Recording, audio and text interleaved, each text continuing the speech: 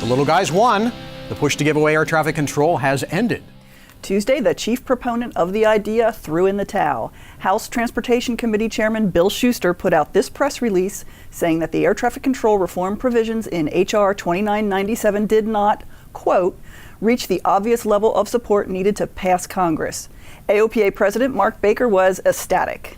Really tribute to a couple 100,000 calls, letters, emails to Congress. And by the way, it shows our system works because GA's voice was heard, led by AOPA and others and NBA and all of our alphabets. But to really get people that excited and to make the difference to call and be heard and ultimately prevail on something that was, let's call it last June, an assumed law, and to make sure that we went on defense, and it didn't happen.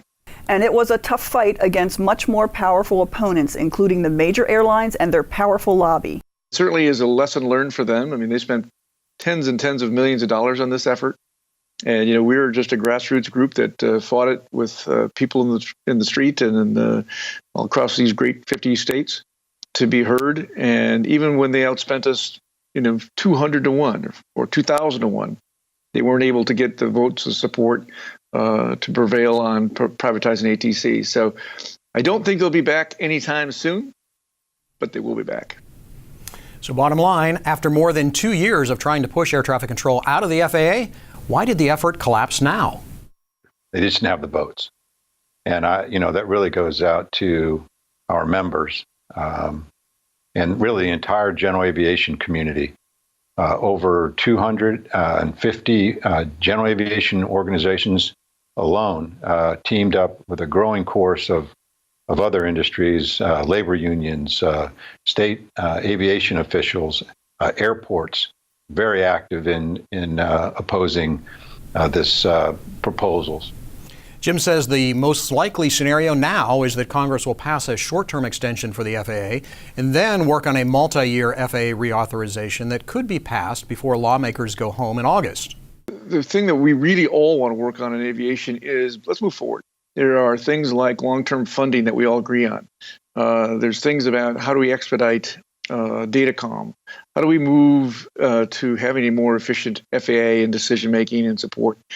That I want to work with everybody in aviation, including the airlines and everybody, to start to focus on the opportunities in the future by having a great system, making it better.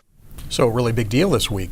Surprise, too, because I think we were still strategizing on where we were going to go next because we knew with that March deadline coming up for FAA, the extension running out, that we were going to see a big press by the airlines and by the administration in the next few weeks. It was a surprise. We were literally gearing up, in the war room, right. And a pleasant surprise. But as Mark said, it's probably going to be back at some point, so we'll be ever vigilant. But our members and pilots really did make a difference. I've been out at events where pilots say, do I really need to call or write? Right. Does it really make a difference? And I think this proves it does. I think they said over 200,000 pilots contacted their members of Congress. Was a very big deal. In fact, in my almost 33 years of covering general aviation, I can only think of kind of one other sort of legislative effort, which was the General Aviation Revitalization Act back in the mid-'90s, yes. Early 90s, that was at this same level where we got major parts of the general aviation and even non-aviation communities involved in trying to get something done in Washington. In that case, it was to get a bill passed. This case, it was to keep a bill from getting passed, but it worked, and it worked well. We were both there for that effort as well, I hate to say.